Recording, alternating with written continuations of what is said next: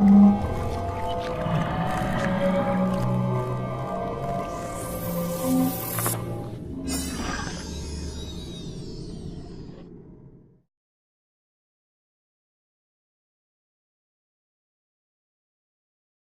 Richard Sauter is my guest. He was the first person to popularize the mysterious topic of underground and then underwater bases and tunnels by developing or delving into the open literature of the government, the military, and industrial paper trail. He is the author of several books, including Hidden in Plain Sight, Beyond the X-Files. His most recent work on the secret world of underground bases and tunnels, Underwater and Underground Bases in 2001, which expands the scope of his earlier work to include military plans for manned bases and tunnels beneath the seafloor. Richard Sauter is a native Virginian with an abiding interest in Fortina. Unusual information and anomalous paradigm-busting data of all varieties. Beginning in early childhood, he has experienced first-hand contact with a variety of paranormal phenomena that have left him a bit puzzled and thoroughly persuaded that there is much more to the earth and to human perception and consciousness than the mainstream American culture believes. And some of Richard's favorite research and reading interests are underground and underwater bases and tunnels, electronic mind control, freedom technology, UFOs, human prehistory and remote antiquity, international politics, and Kundalini energy and alternative thought patterns. So we are going to have a fantastic conversation tonight with Richard Sauter, and I'm going to bring him on because he is patiently waiting. So everybody, please welcome Richard to Late Night in the Midlands. Good evening, Richard. Welcome to Late Night in the Midlands. It is a pleasure to have you tonight. Thank you very much, Michael. I'm happy to be with you.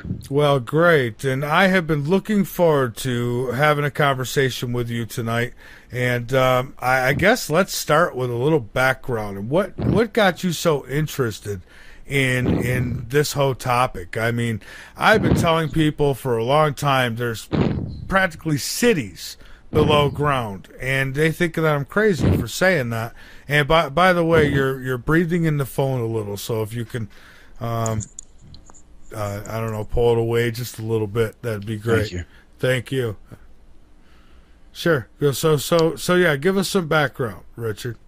Well, in the late 1980s, when I was pursuing my graduate education, living out in the Southwest, for the first time, Southwest of North America in the United States, for the first time, I began to hear stories that were current in that area of the country about alleged secret underground tunnels and bases. That was new to me. It was very interesting to me. I had no idea if the stories were true, and if so, how true they were. When I got a little free time in my schedule, I determined to look into that a little bit, and actually did some archival research and went straight to industrial, governmental, military documentation on the public record. And didn't take long to discover that indeed there were and are a fair number of underground bases, some of which are publicly known and impressively large. I would say, right off the top of my head, facilities like Site R, the Raven Rock facility on the border between Maryland and Pennsylvania on the east coast of the United States is one. It's called the Alternate Pentagon. Another one would be Mount Weather in Northern Virginia, about an hour's drive outside of Washington, D.C.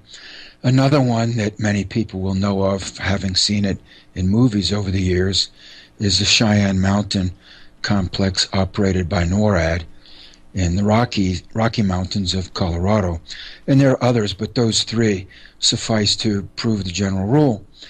So I wrote up what I could in a little article for UFO magazine, published at that time out of Los Angeles by Don Ecker and Vicky Cooper. They ran the article in early November of 1992. And at that point, I felt like, having said in the article that, yes, there certainly are underground bases, and some of them can be impressively large and deep and technologically sophisticated, just judging from information on the public record. But as regards alleged ETs or aliens in these facilities, I can say nothing because I have no documented proof of their being in those facilities. And I said that in the article and felt at that point that I had exhausted the topic. Well, several weeks later, the week between Christmas and New Year's of 1992, I was awakened in the wee hours of the morning from a sound sleep by a voice speaking very quietly and consciously in my inner ear. I was alone in my very small student ghetto apartment, and no one was there but me and my cat.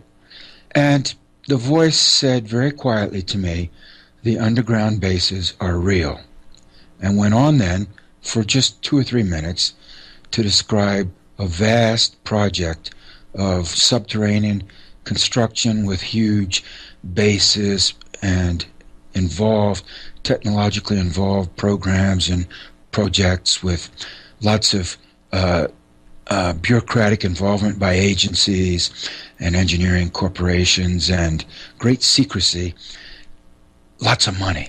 I got the impression of, wow, this is huge, and yet no one knows. Well, he went on like that for just a couple of minutes, as I say, and then ceased talking as abruptly as he had begun. The voice was that of an adult male, Caucasian, speaking normally accented, educated, late 20th century North American English. I, from the very first, never perceived that the voice was that of an angel or a demon of God, or that I was losing my mind, or that there was some kind of ET transmission to my brain. I always felt, and there's some hard documentation for that I was the recipient of an electronic transmission to my auditory cortex. In fact, in a subsequent book of mine, which is now out of print, entitled Kundalini Tales, out of print means I don't receive any royalties from it anymore.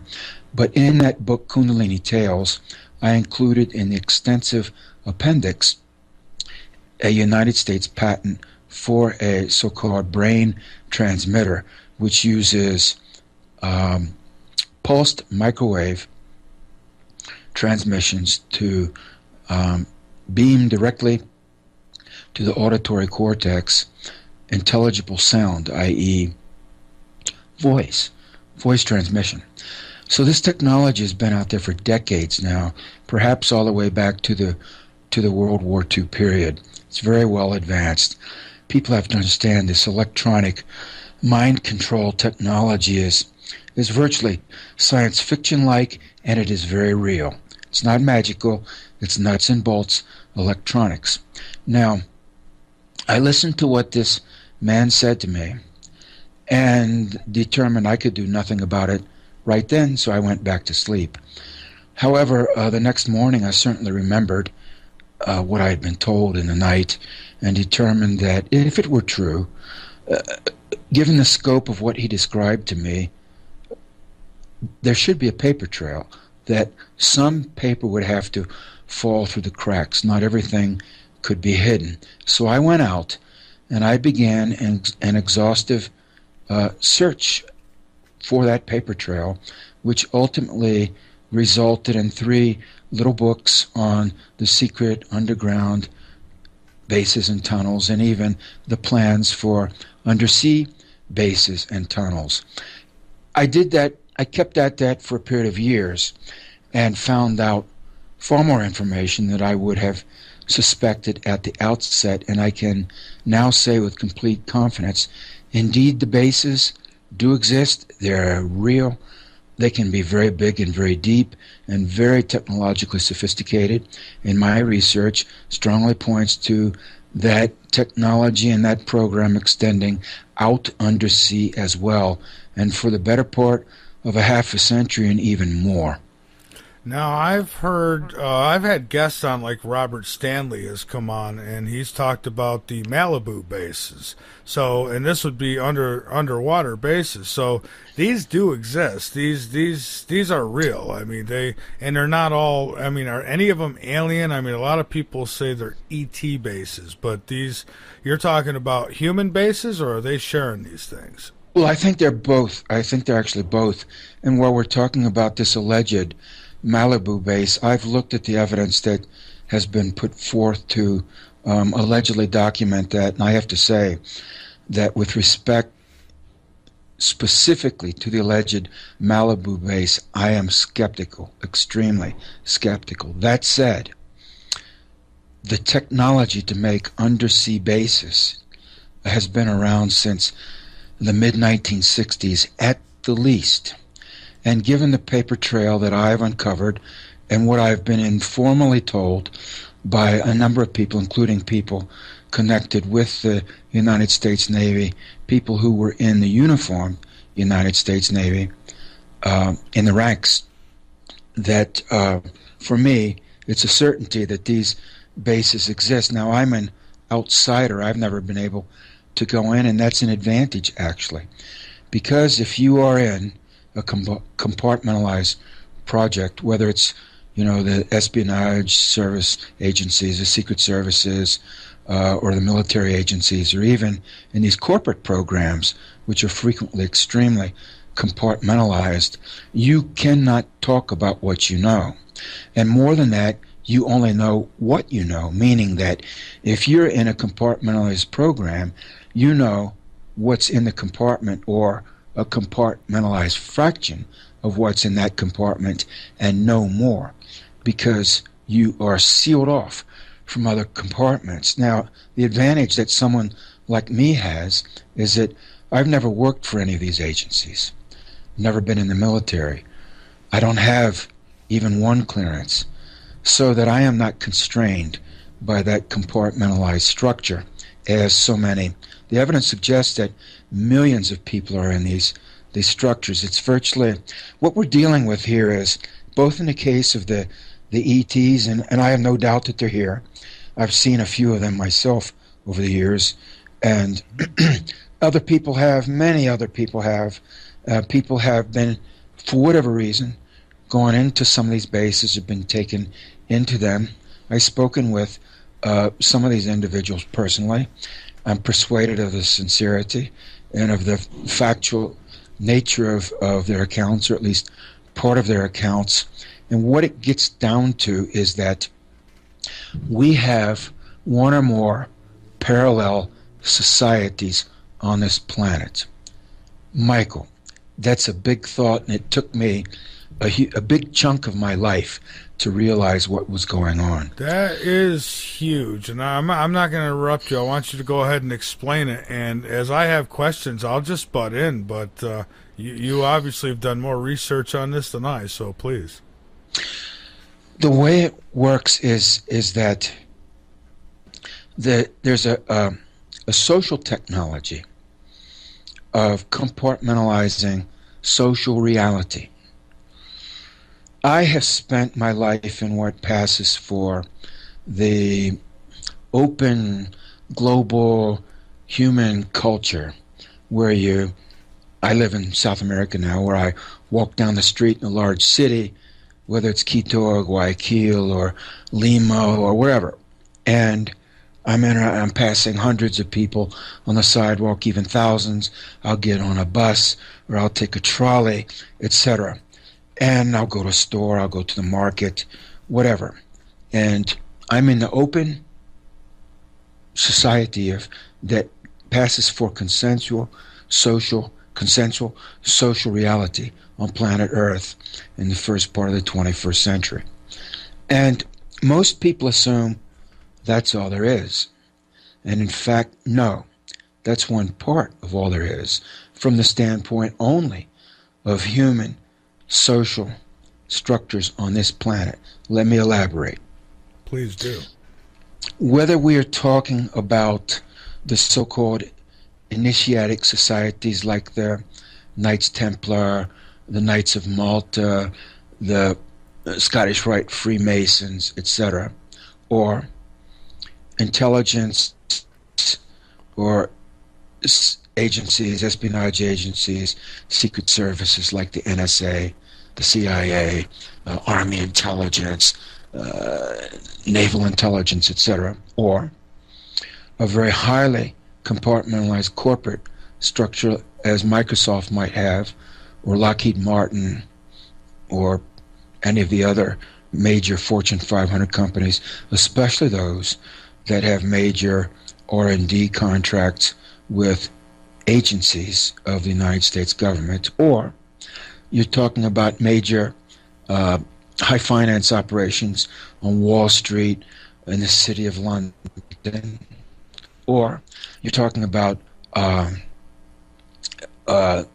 some types of religious organizations, such as, let's say, for example, the Jesuits in the Catholic Church, or the Scientologists, to use just two well-known prominent examples. You know, in all of these cases, when you get into the structure of these organizations at any serious level, you begin from the very start to be subject to security oaths, and not only information compartmentalization, but who you associate with and how you associate with them, and what you may and may not say to them, and under what circumstances. And not only that, we have to add in the criminal syndicates here as well, the Yakuza, the Chinese triads, the Sicilian mafia, the Corsican mob, etc., the Mexican mobs. They all also have their compartmentalization and their modus operandi of omerta, of silence. You can and cannot say certain things to certain people. You can and cannot do certain things. Listen to me well, Michael, on pain of death. And so you have all of these substructures of global society, which I've just described, that are also operating cheek by jowl, side by side, in some cases, as my research has revealed, physically beneath the global so-called open human society. And all of this is walled off, very secretive, very controlled, very hush-hush. And within these compartmentalized projects, which are ruled by very serious oaths, that in many of these organizations, you violate the oath, and not only are you out of the organization, they may just take you out physically. And the criminal syndicates are some of the best examples, but not only them. A former Air Force intelligence operative that I knew when I lived in Texas told me one time that the CIA had tried to recruit him, and he turned them down because, as he explained to me, Richard, the CIA even kills their own. That's the ultimate compartmentalization. Now, all of these, in all of the cases, whether we're talking about the Roman Catholic Church, the Scientologists, these criminal syndicates, the CIA, the NSA, these major Fortune 500 companies, the big Wall Street trading firms, and the big banking houses in the City of London, all of them are massively, massively funded and have access to quantities of money that the average person cannot even begin to comprehend. Not just millions or tens of millions or even hundreds of millions of dollars, but billions of dollars or even trillions they can leverage. It's another reality that has almost nothing in common with the everyday reality that the average person spends most or all of their life in. Now, not only vast sums of money, but along with vast sums of money comes almost unfettered access to virtually any expert in any field, scientist, engineer, technician, etc. And also with vast sums of money, you can either develop or refine or buy almost any technology that you desire. And by this means, what has happened over time, and it's taken centuries, maybe even thousands of years, there's a long trajectory behind this, long historical trajectory and institutional and bureaucratic build up to where we are now. But over time, you have this huge, secretive, parallel structure that's out there. It exists. It's massively funded. There are millions of people involved in it to one degree or the other. And it is access to cutting-edge, high technology that greatly exceeds the technology available to the everyday person in the so-called ordinary world. So against that background, you have to understand that when you're dealing with this reality of the underground bases and tunnels, which was, I stumbled across. You know, I'm like the guy walking down the street that picks the wrong moment to look over his shoulder behind him and doesn't notice the open manhole cover right in front of him and plunges down, 10 feet underground to say, what the hey? There's a whole realm down here beneath the street. There's wires, there's cables, conduits. Hey, there's some guys with hard hats down there 100 yards away doing something. And what I'm telling you is there is an entire hidden, not completely hidden, because you can't completely hide it because it's so big and so involved, but it's substantially hidden. And it's big, it's massive, it's well-funded, it's technologically sophisticated, it's got a long history behind it, and there are millions of people involved in it to one degree or another who say almost nothing. That's a vast, multi-layered physically and multi-layered socially, social reality and technological reality that exists side by side with the so-called ordinary world. Now, it's got a terrestrial human side, and it's got another side which appears to be non-human and or non-terrestrial. Now it gets a little more confusing. It appears that some of the non-terrestrials, i.e. extraterrestrials, are also human, so much so that they resemble us quite strongly and can pass in our society, which implies that there are multiple Earth-like planets in the galaxy, that this is not the only planet with a human population on it. In fact, some people will maintain that the human species of life is quite common in the galaxy and that there are literally thousands of planets in this galaxy with humans on them. It appears humans are a spacefaring species and have been for a long time. Indeed, we may not have originated on this planet, Michael. I can't tell you that we did or that we didn't. I'm only saying that at the age of 60, I have come to have a whole lot of questions that never even occurred to me when I was 20 years old. Well, Richard, I believe that we did originate off this planet. I've always felt that way, that we're not originally from here. And now which was funny is when we were talking off air, doing a little test on the line, you had mentioned how that sometimes they got the technology, obviously, to knock out certain words when you're talking about things you're not supposed to.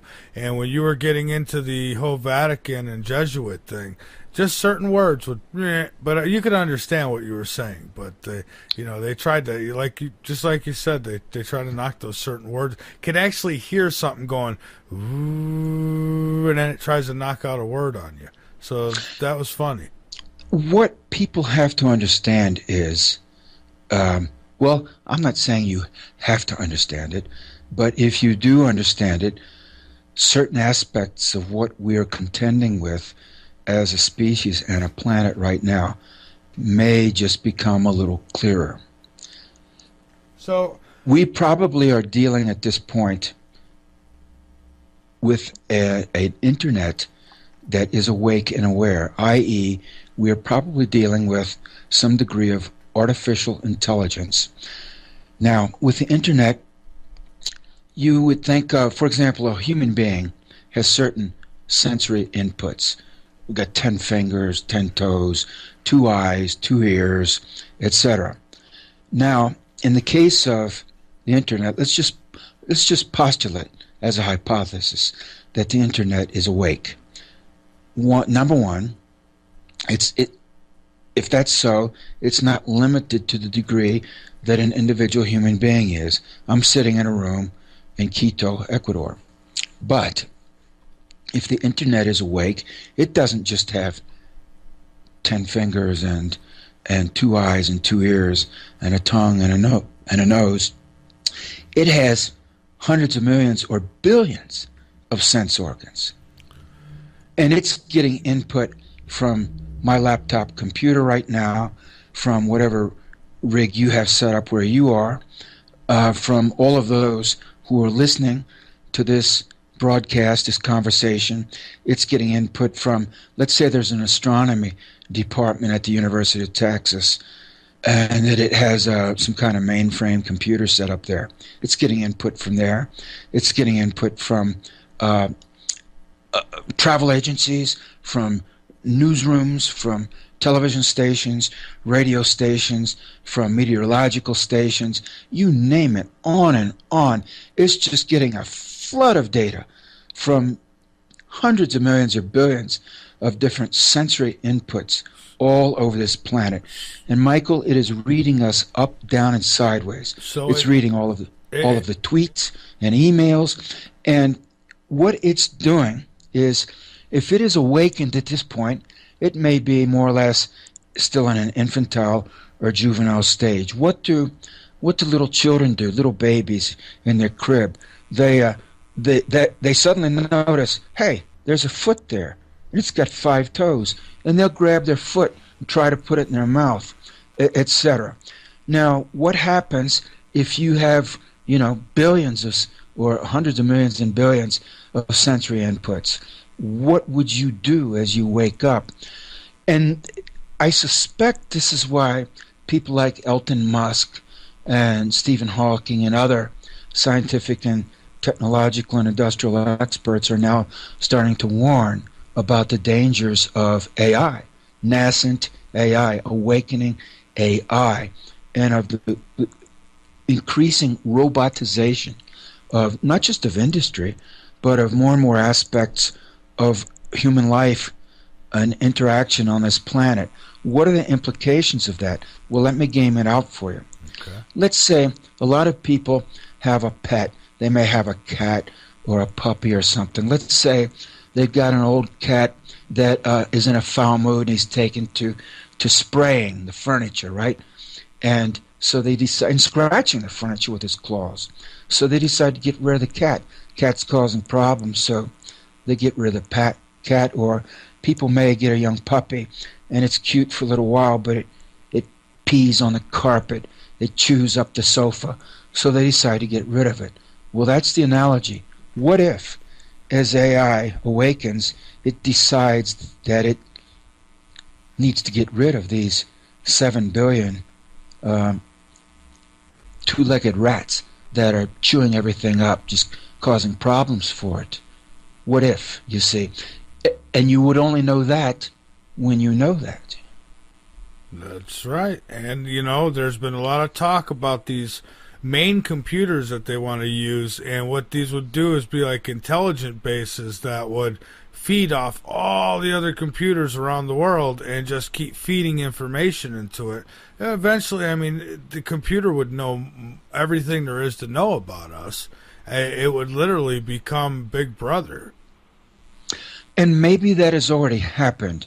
I don't know that it has, but the mere fact that some of these leading lights in industry and academic world are beginning to raise, publicly to raise the alarm, makes me wonder if we're not dangerously farther down that path than we suspect. For example, in my second book, I recount an anecdote that was related to me by Bill Hamilton.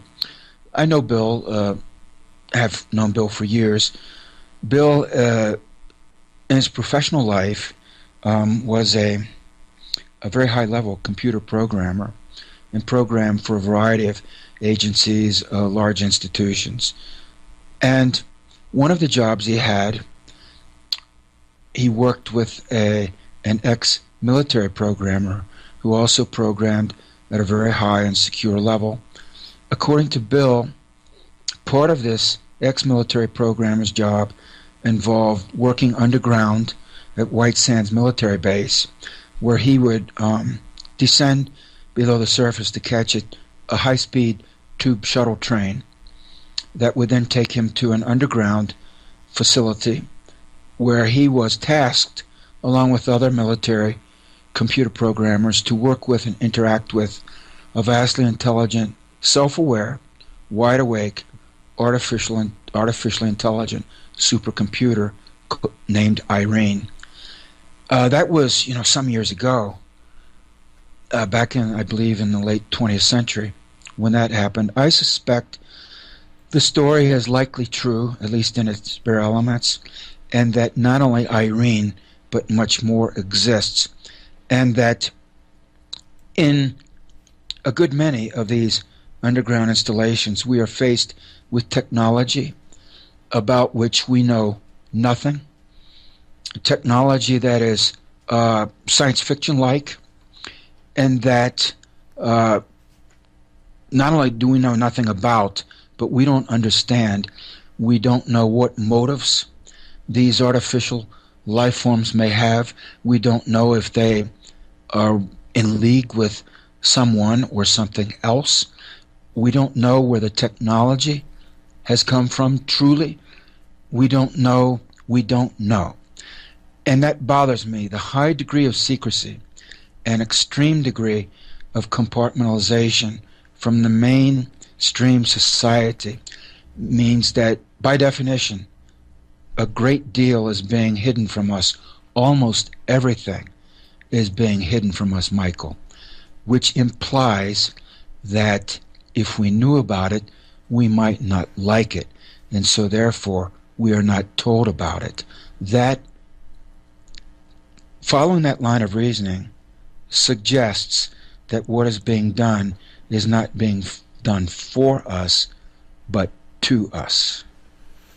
Absolutely. Now, I want to talk a little bit about these underground facilities. It's true that they have these things. Let's talk just the United States for starters, and then we'll go world. But the entire United States has tunnels beneath it, and even cities and farms, and I mean, so basically what you're saying, and I have no doubt in anything you're telling me right now, but what you're telling me is that there is a whole nother reality, a whole nother world within our world right now. There's people down there now. They're going... unknown numbers, Michael, and we don't know what they're doing. I'll give you one brief example.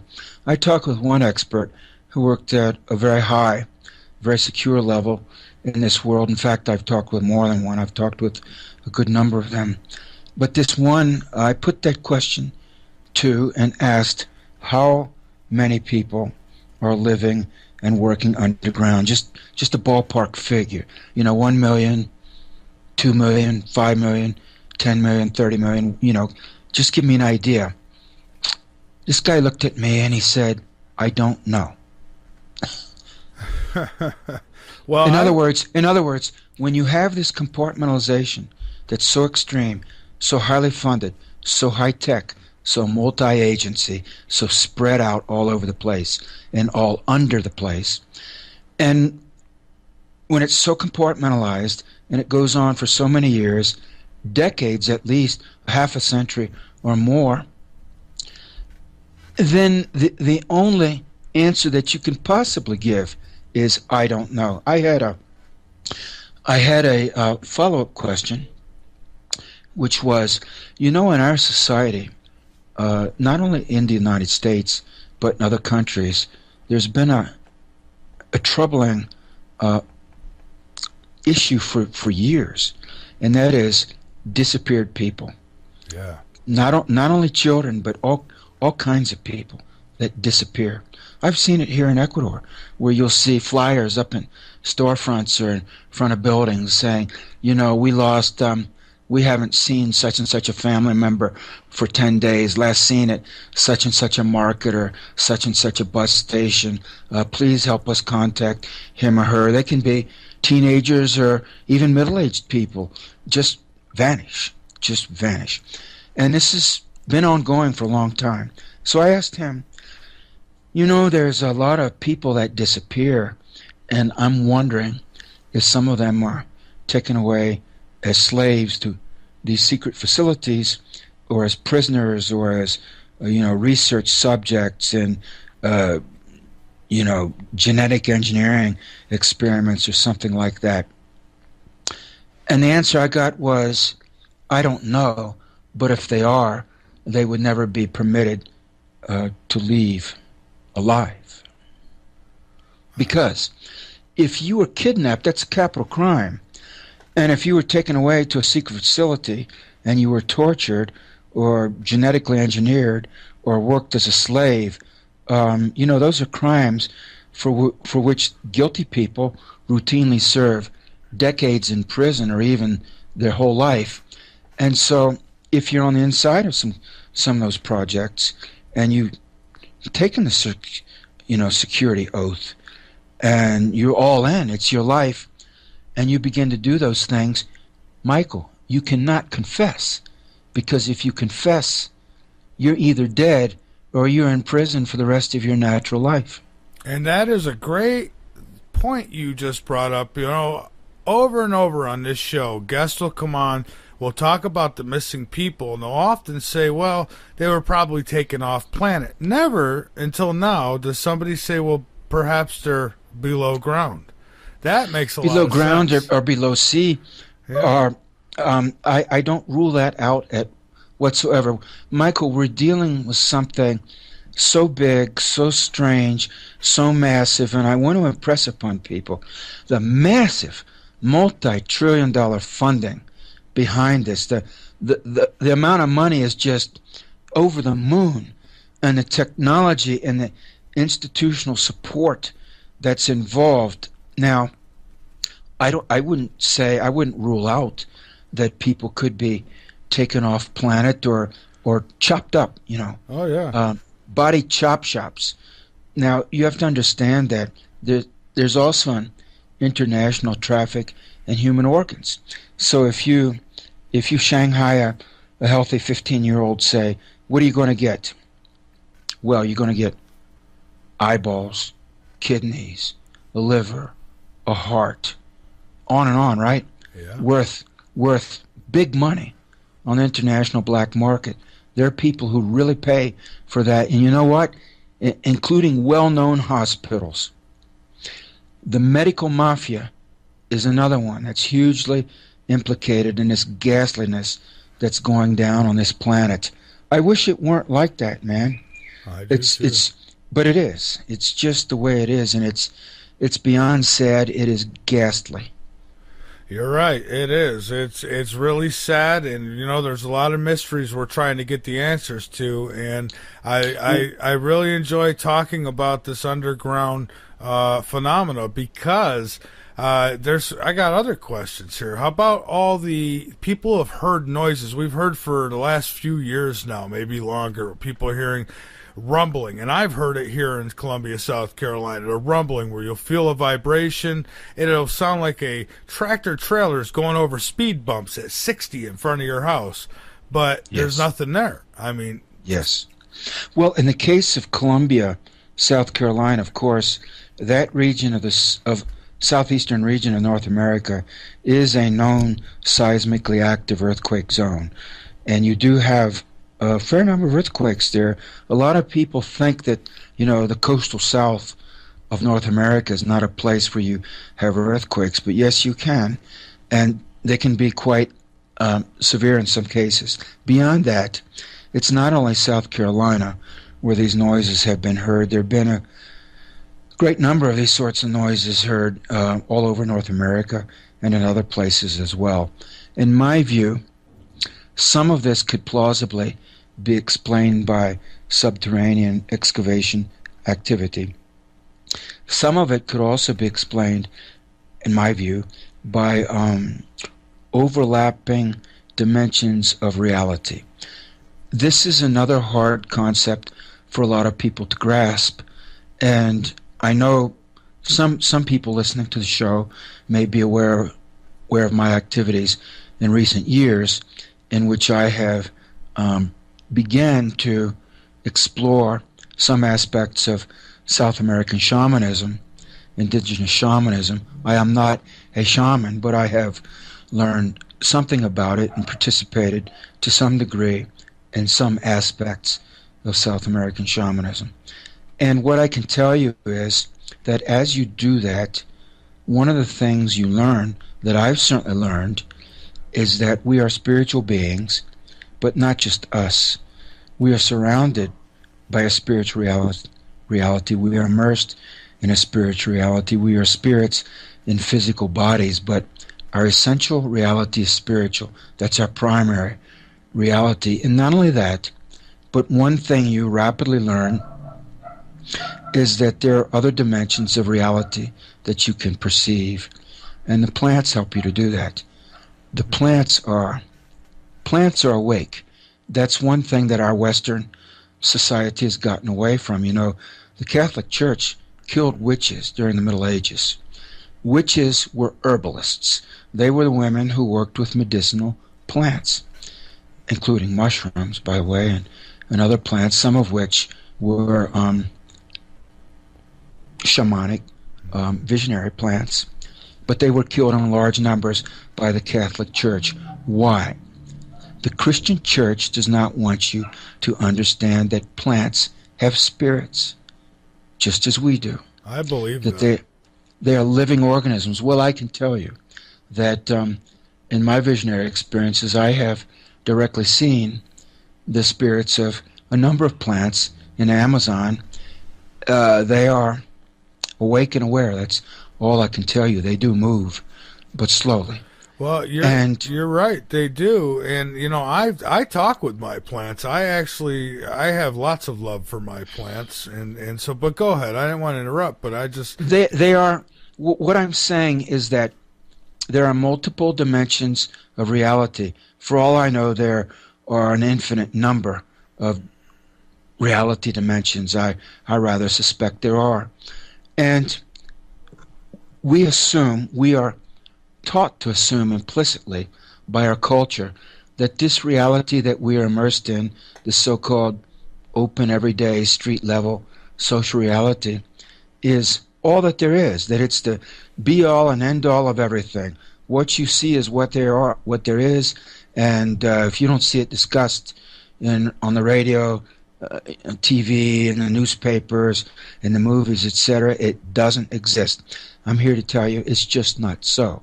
Reality is multifaceted, it's complex, it's richly layered, it's textured, it's nuanced, and from what I have seen, it is without beginning or without end.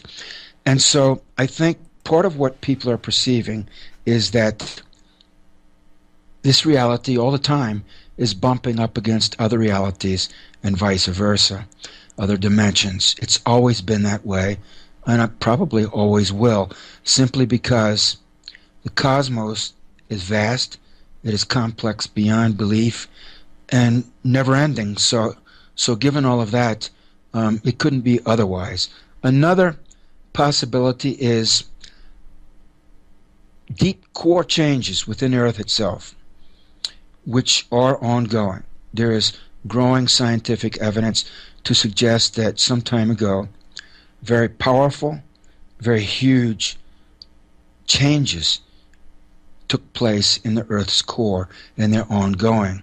They may eventually result in some kind of shift or flip of the poles and or dramatic geophysical activity on the surface level of this planet.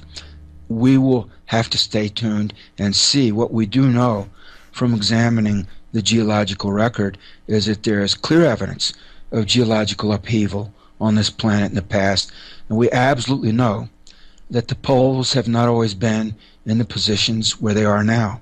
So the poles do change. They've changed multiple times in the past. The continents have not always been where they are now. There are heavily eroded mountain ranges.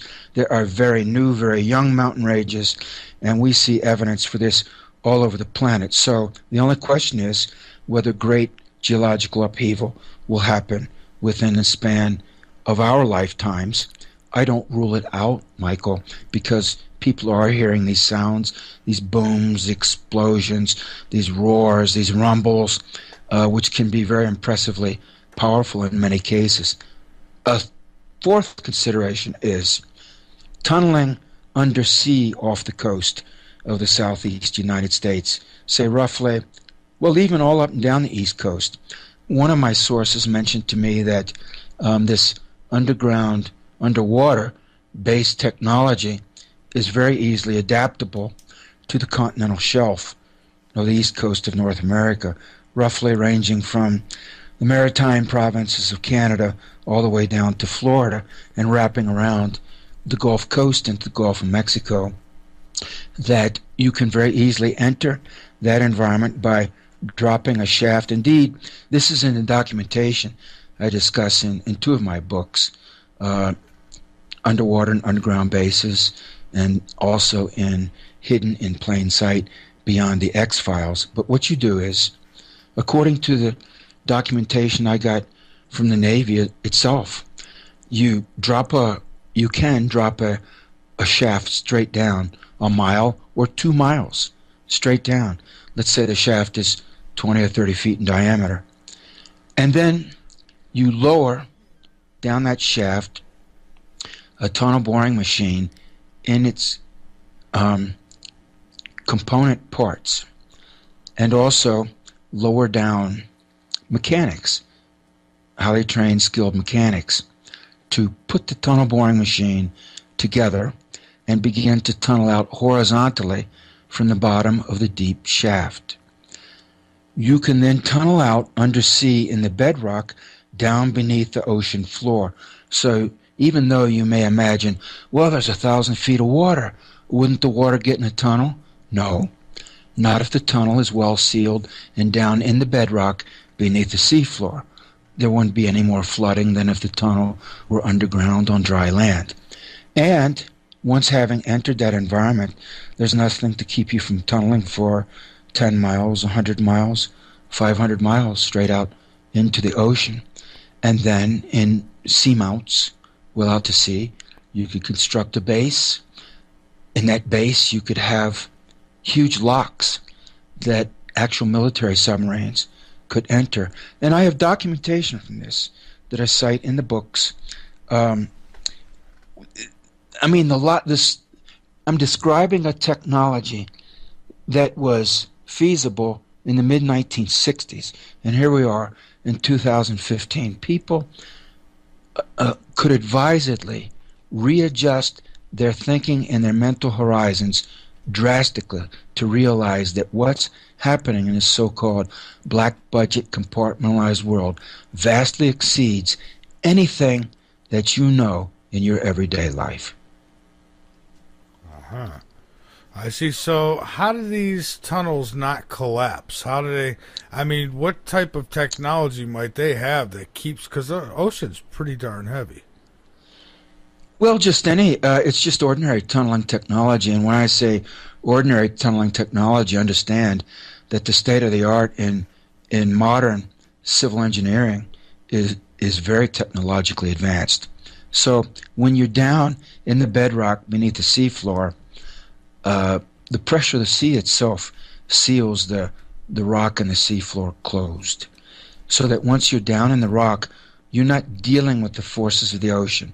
That's the whole point of making the tunnel in the rock and not on the seafloor, but actually beneath the seafloor. You might be 500 feet, 1,000 feet beneath the seafloor. You're well down into the rock itself.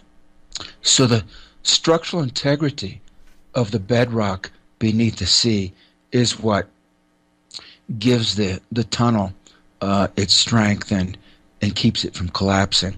You only using the same technology that's well discussed and well understood by mining engineers and civil engineers who do subterranean excavation. There's an extensive literature with table after table after table of the strength of different types of rock and the angles that you need to use in making the tunnel diameters, and under what conditions you need to use steel bolts to stabilize the rock to keep it from spalling under pressure, from popping under pressure. All of this is very well understood technologically and discussed and experimentally proven over a period of more than a century now. I see. Well, I got a lot of questions, and I'm loving this conversation because, believe me, I'm not one who's going to heckle about this, because I know that this is true, this is real, and for people who don't believe it, hey, all I can say is good luck with everything. This stuff is going on. So hang on with us, Richard. We're going to take this break. I'm going to put you on hold for a moment, so it's going to get a little quiet until we come back. We're going to be about 4 or 5 minutes. So my guest tonight, great guest. I am intrigued. Richard Sauter, and we're going to get back to it here, talking about these underground bases, mind control, ETs even. We're getting into it all with Richard, and he's not crazy. No. He is my guest, and he's telling you the truth. So let's get back to it. Richard, we are back, and folks, the website, latenightinthemidlands.com, you can go over to the chat and listen page and tune in right now over there. If you're listening to this on Dark Matter, again, don't call in, recorded for you. My guest is linked up on the homepage. We've got two of his websites linked up there. One is a blog. Go check it out. It's linked up in the picture slider. Just click on his pictures, and it'll take you off into Cyberland and to his site. So, Richard, we're back, and so let me ask you this to get things kicking here. I want to ask why they're building these things, and I guess we can all speculate, but you can't go without noticing, although some people do. You can't go without noticing the pickup by what I call the New World Order, the pickup of how there's been more tunnel building. I mean, there's been more final preparations made. There's been distractions thrown at us left and right here on the upper level here. They've been preparing with seed banks, and they've been preparing with all this stuff. What is it for? What do they know that we don't? I don't think it's just for war. Yes, there's not just one they, so to speak. Right. We're dealing with multiple factions. In some cases, they cooperate. In other cases, they work at cross purposes. But this is something that, to a certain extent, is operating internationally or globally. There are, from what I've seen in the open literature, there can be all kinds of reasons for making underground or undersea facilities. They can be mining facilities, whether open or clandestine. Mining facilities, uranium, gold, platinum, whatever you want to mine. They can be also command, control, and communication facilities for the military. Some of these facilities have weapons stored or deployed in them, whether nuclear weapons or other sorts of weapons. They can be scientific research facilities. In some cases, they are intended as document repositories, places to safely keep and safeguard archival materials for industry or government. Some of these facilities, some of them are religious. Two well-known examples would be the great caverns under the Vatican, multiple levels under the Vatican in Vatican City in the middle of Rome. Or the Mormon Church, for example, has a pretty state-of-the-art underground facility in the Wasatch Mountains where they have their computers and extensive global genealogical materials. So those are two examples from well-known religious institutions. You could have also what you might call bolt holes or survival types of facilities. Let me give you an example. For years in the White House, in the formal governmental structure of the United States, there has been an agency called the Military Office for most of the post-World War II period. This is an office, little-known office of the United States military that is heavily funded essentially through the black budget. It is available for use by the American president according to his secret discretion. In the 1950s, in the era of Ike Eisenhower, for example, the military office made a series of dozens of secret underground installations all across the country for the purpose of protecting the president in an emergency situation. That was done more than half a century ago by just that one minor, relatively unknown, publicly unknown office that interfaces between the Pentagon and the executive office of the president. To my knowledge, the military office still exists. It is still funded with unknown amounts of money in a black budget slush fund and is available for the secret use of the American president at his discretion. All he has to say is, I want this, that, and the other thing, and it happens secretly, more or less. One example of that is, in recent years, there's been a good deal of secret underground excavation and construction beneath official Washington, D.C., including beneath the White House itself, to the extent that these stories even appeared openly in the press, including in the Washington Post. When you're carrying out a big civil engineering operation right beneath the White House itself, you cannot completely disguise it. I might add that this goes back more than half a century. One of my first informants, or not really informant, but one of the first people who gave me information was a friend of mine, actually, and it was a great surprise to me. It also revealed to me how many people walking around have bits and pieces of this puzzle, but aren't actively involved in the underground projects themselves. I was talking with her about the facility that is known to be beneath the White House. It's been there for at least since the 1950s, if not before. It's much bigger now than it used to be, but even then it was substantial. Well, I was telling her about that, and she said, yeah, I know, Richard, I've been in the White House basement. And I said, well, what do you mean? She said, well, it was part of my job. I had to make a delivery there. And in my mind, I was thinking maybe earlier in her life she had driven a Lance cracker truck, for example, and that she had needed to restock the vending machines down a couple of flights of stairs beneath the White House. But no, it wasn't that at all. I was way off base. She was from the Mid-Atlantic region, went to college in Washington, D.C., and when she graduated, took an entry-level position in the Department of Housing and Urban Development, and essentially a secretarial position in the bureaucracy.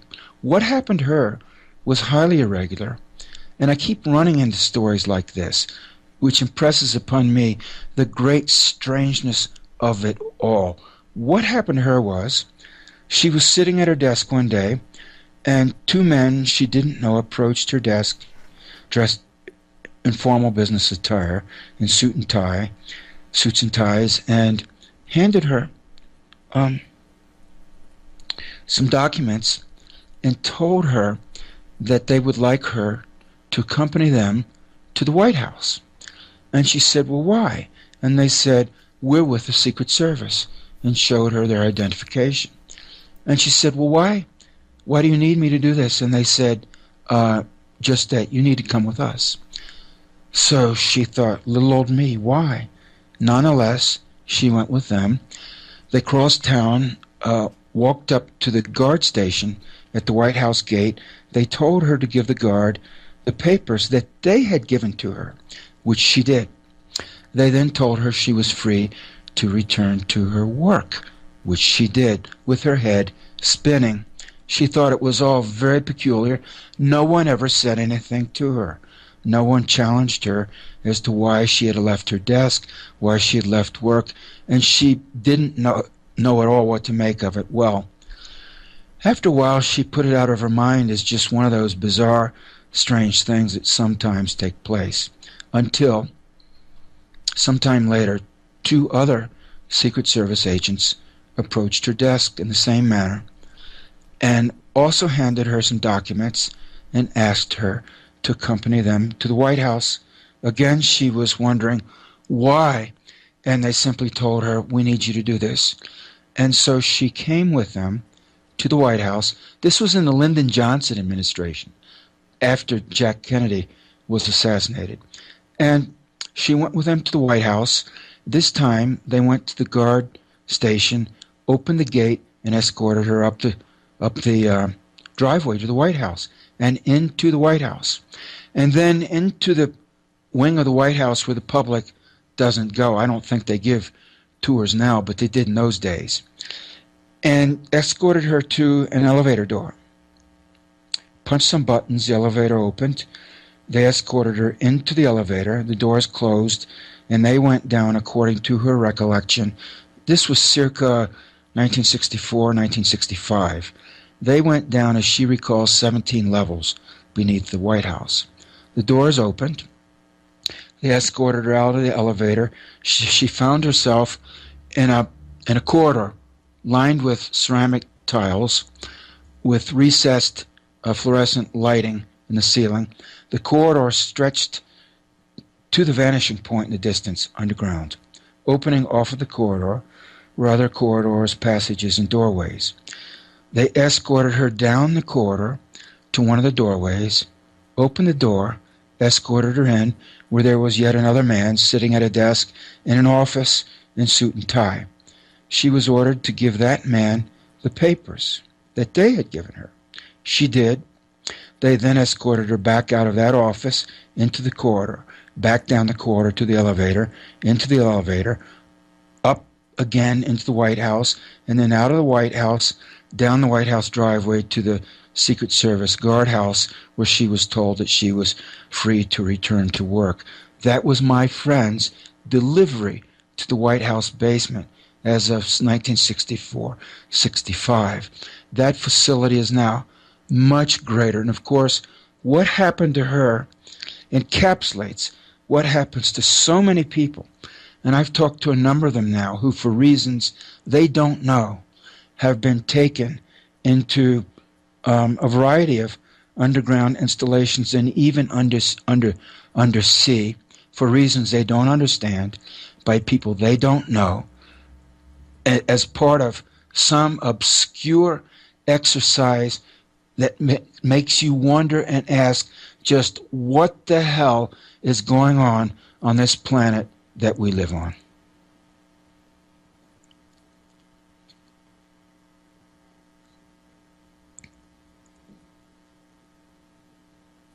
Are you there, Michael?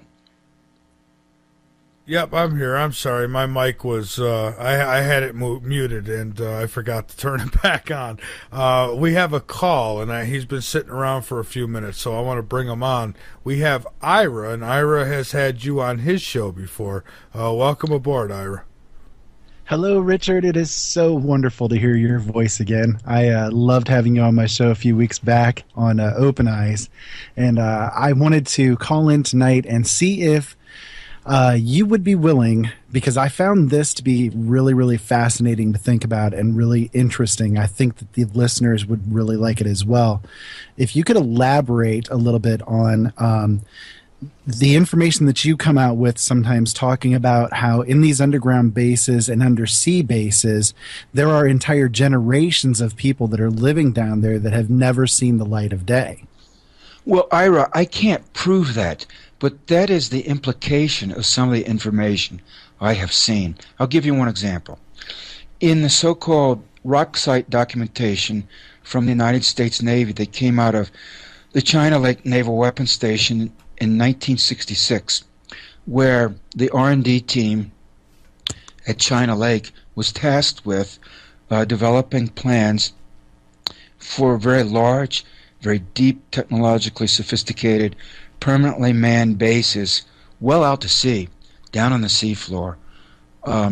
In that literature, I specifically saw mentioned both graphically in illustrations and also in the text of stationing families in these bases, men, women, and children.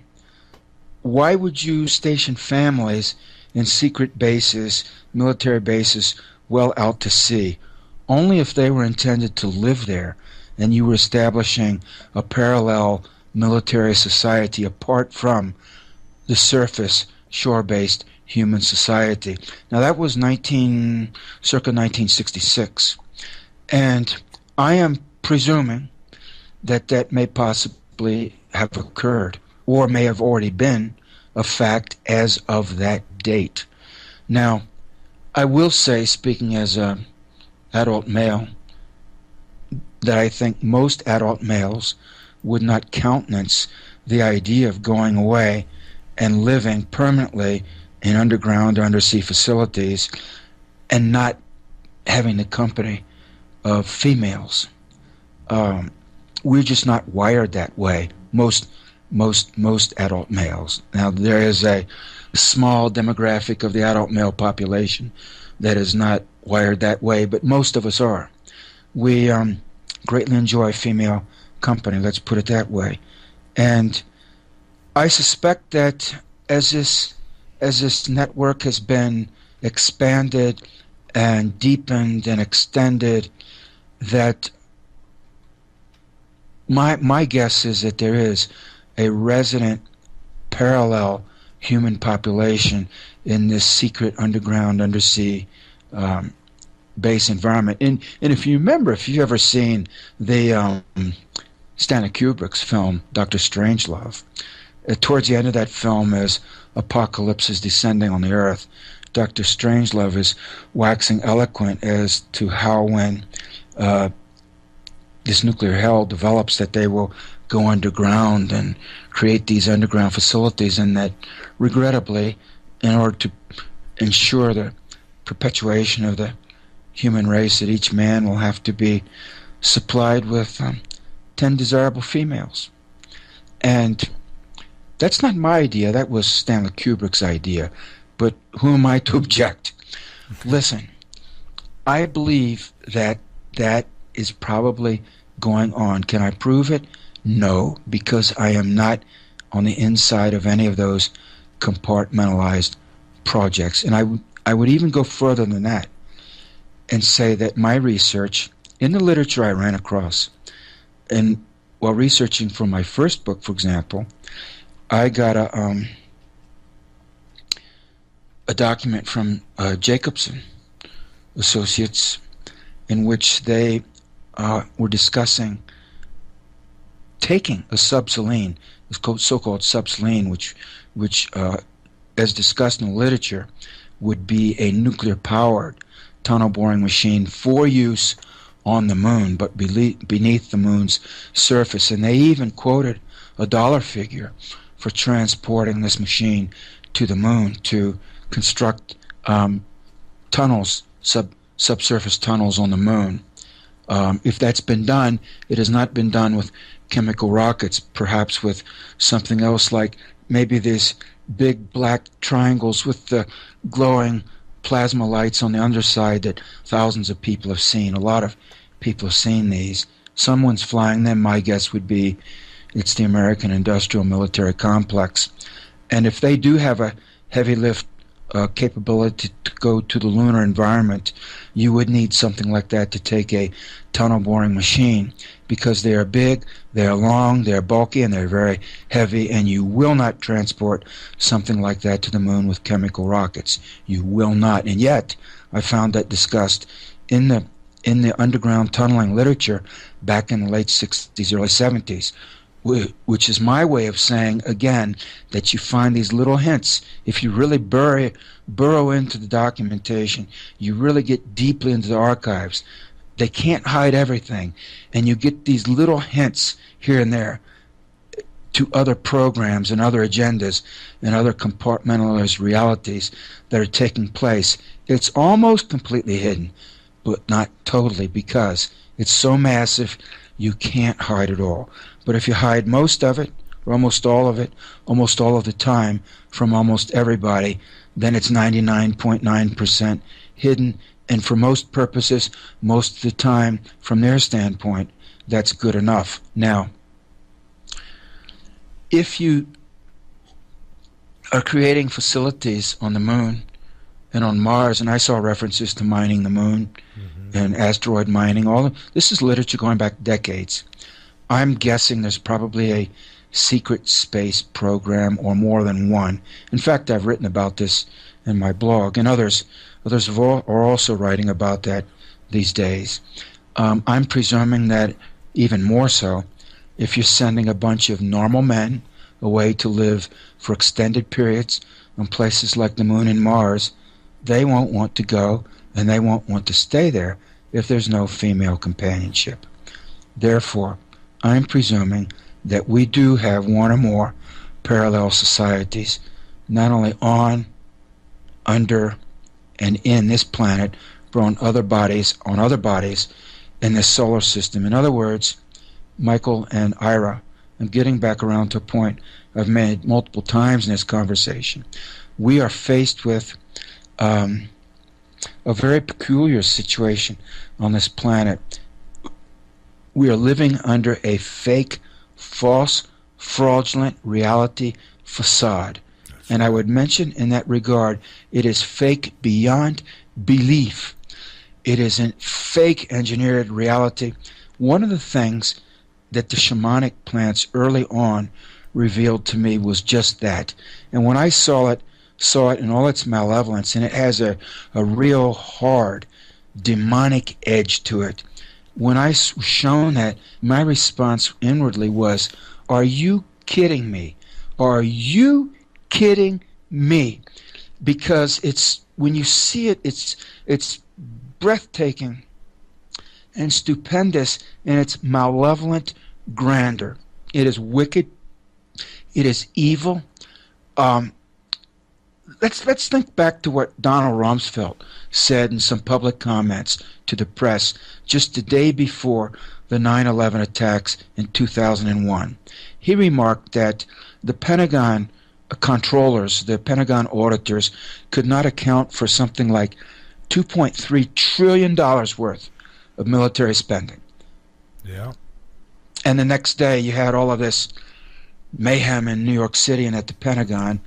And I'm here to tell you that the federal government has an even bigger accounting problem now. There have been a number of researchers who've looked into this, and the sums of money that are being sucked out of this system right now through Wall Street, through government agencies, the City of London, the big banks, everywhere, are trillions of dollars.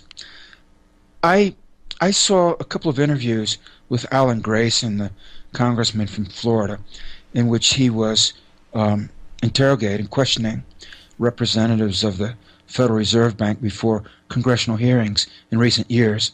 Ben Bernanke was one, and also the Solicitor General for the United States Federal Reserve Bank, and they admitted that vast sums of money that have gone to the Federal Reserve cannot be really accounted for. That they couldn't give in congressional testimony an accounting for exactly where the money went, and exactly who had it, and exactly what was being done with it. They're printing it up, they're shipping it out by the trillions of dollars, So it's on their ledger in a sense, except they don't know where it is. They don't know what's being done with it. They don't know who has it. They don't really keep tabs on it. The point I'm making is it's all part of this false reality which is far above and beyond the wildest imaginings of the average human being on this planet. And it's taking place right in front of us, so to speak. It's everywhere and nowhere. It's visible and it's invisible, and it explains so much about what is so wrong with this planet, with what's going on with the human race. In that environment, you have something like fully half of humanity, 3.5 billion people, who are subsisting on something like $2.50 or $3 per day or less. I can't impress upon you, and these are hard statistics that are easily obtainable by anyone who does a simple word search on the internet. You can have data like that in less than a minute. Now, what is happening on this planet is evil and vicious beyond belief. A decision has been made at the highest, or should we say, the foulest levels of this parallel, whatever you want to call it, society, civilization, monstrosity, let's say. The decision has been made. We will rob the planet knowing that we are consigning billions of people to unimaginably grinding poverty and suffering so that we can feather our own nest. Is that not vicious? That is absolutely vicious. And Richard, and that is the way the system is set up. And what ayahuasca in particular showed me is that the control system extends. We see it all around in the physical realm, and I've just described some aspects of it.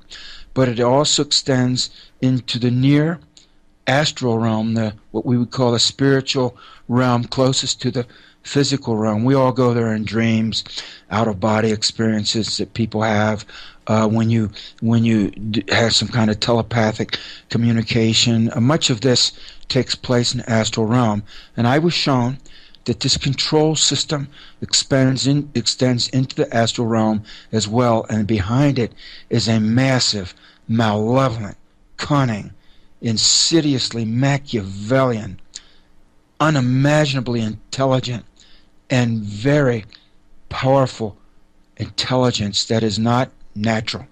I don't know who created it, or why, or when, or how, but it is here, it is on the scene, it is malevolent, and it does not mean us well.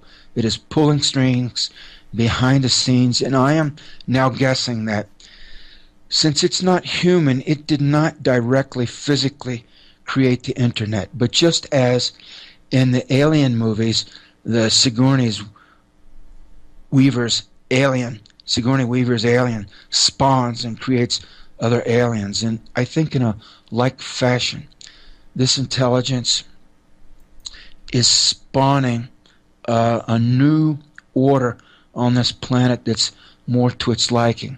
Robotic, automated, AI, less human, more inhuman, extremely inhumane. It is shaping the world and society to its bidding, to its will, and it uses anyone and anything who will assist it. Will you make nuclear missiles?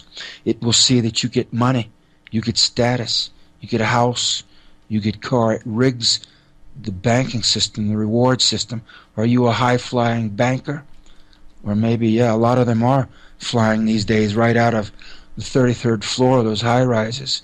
More and more of them are plunging out open windows. But are you a high-flying banker? You can rig those super-fast stock trading algorithms to create fraudulent money out of nothing, and that's what they're doing. It'll give you whores. It'll give you, see you get cocaine. It'll see you get a Swiss chalet and maybe a nice getaway pad in the Caribbean and the Virgin Islands and all of that. And I'm describing real people who do real things, who have these little baubles and perks. Women, drugs, money, cars, houses, numbered bank accounts in Switzerland and the Cayman Islands, etc. They're taken care of, and they do unspeakably evil, vicious, wicked, foul deeds in the service of this. I don't know what's happening on this planet, but you know the world is being killed right now, Michael and Ira. This planet is being killed. It is being killed. And Richard, what I'd like to do is I'd like to stop right there. We'll pick it back up. We got one more break we've got to take, but let's get back to it with my guest and with Ira. And Ira, let me ask you right off the bat, do you have another question you want? And because we do have other callers who will be calling in as well. So just to let you both know, so we can move it along a little bit faster. Sure thing, most definitely. The one thing that I would have him add in is his ideas as far as where do they get the money from to do these things, such as the fact that with their underground drilling and that sort of thing, they run across all of these massive amounts of resources that can be sold and so forth. Otherwise, just a wonderful conversation tonight, Richard. It's so good to hear your voice again, and thank you so much for being here. Likewise, Ira, it's a pleasure to speak with you. As for generating the money, some of it a lot of it is printed up out of thin air. Quite a lot of it is stolen. Of course, there's massive narcotics trafficking. There's organ trafficking. There is also theft of gold. Evidently, vast quantities of gold have been stolen, among other places, from Fort Knox in the United States. And I'm also guessing, based on some of the things I've been told as I've gone along in my research, that in the process of making all of these underground tunnels and installations, including undersea facilities, if you run across a rich vein of gold or platinum, or you find a bunch of diamonds, or you run into a bunch of uranium ore, for example, all of those things can be sold on the black market for very large sums of money, and I presume that they are. Okay, great. And next caller, we've got Rascala. And everybody else, just hang on the line and keep it silent on your end, and we'll get to you. Rascala, welcome. Hey, thank you, Mike. Sure. Good evening, Richard. Good evening. I heard I've been listening to you for a little while, and I have mimicked much of what you said. I'm much in agreement with what you said. And I got on a little late, so you may have mentioned it earlier. So, in your opinion, let's put all the money and everything aside. Clearly, there is something very evil going on the planet. Something is fueling that. Would you agree? I do. And in your interpretation of what has happened, what do you believe is fueling that evil? A hatred of biological life, a hatred of life with DNA, because the DNA is a hyperdimensional molecule. It has clearly a physical aspect, but it also has an aspect that anchors or ties in the biological organisms with other dimensions of reality, including higher spiritual dimensions of reality. In the case of the higher organisms, of divine or near divine levels of reality. And that is deeply threatening, in my perspective, to this very malevolent, very cunning, very devious and Machiavellian and very violent artificial entity that is lording it over this planet. Right now, it is doing a number on this planet, and that is the best answer I can give. It does not like biological life. In other words, because biological life is DNA-based, apparently on this planet and maybe on many others, and being DNA-based, it means it is natural, a natural life form that has a tie to the divinely creative order of the universe. And the machine doesn't just not like that, it despises that. In your experience of life so far, have you found that there is an ability for consciousness, in other words, a mass consciousness, a society's consciousness, the world's consciousness can actually create, can actually perform the act of creation through consciousness, through a general consciousness that Yes. can actually cause a creation of something. Well, we all do that in our own way individually all the time. That's virtually the definition of life. By the mere fact that you're living, you're creating things. It's the nature of not only humans but of, I think, virtually all biological life to be creative. We mirror certain divinely creative aspects of the higher universal order. So absolutely. And can that be done on a group basis? Yes. Or even on a species basis? Yes, for good or for bad. Let me give you a brief example. When I was 3 years old, I was visited by an entity in Tidewater, Virginia, whom I called the Bone Lady. The Bone Lady gave me a deep, profound informational download, mind to mind, telepathically. And the gist of it is that terrible times were coming. She relayed that to me in 1958, that just a grim, terrible, foreboding time was coming. And sure enough, we can see it forming up right around us on the planet right now in all kinds of ways. And then the other thing that she showed me was that didn't necessarily have to happen. That while it would be awful beyond imagining, it didn't have to happen because humans, or at least a lot of them, have within them this creative, basically divine-like capacity to be Christ-like or Buddha-like, to be very elevated in consciousness, to be compassionate, to be creative and loving and very highly aware and awake. And that is our choice, man. We're at a cross in the road. She laid that out for me 57 years ago. But it's true. We as a species, as a planet, are at the point where if we go much further in a negative direction, we're through. You know, we cut down the planets, we radioactively contaminate the Pacific Ocean, we spray chemtrails, we biologically, genetically modify so many organisms, we chemically contaminate the whole planet from pole to pole and expect things to go well. They won't. We are on the brink of self-annihilation. And unless we, en masse, decide to choose door number 2 and go for this, the higher consciousness route, the route of creativity, consciousness, compassion, caretaking, being wise stewards of the planet, if we don't do that, Riscala, it's over. It's game over. Richard, Michael didn't mention, but I do a show on Saturday night on the LNM network. And the last 20 or 30 or 40 words you just said are almost identical to what I have been saying.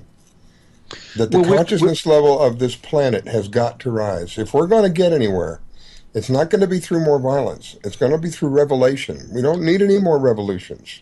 We need revelations in this world. People coming to the point of the understanding of recognizing that they themselves are allowing what is going on. We are the power.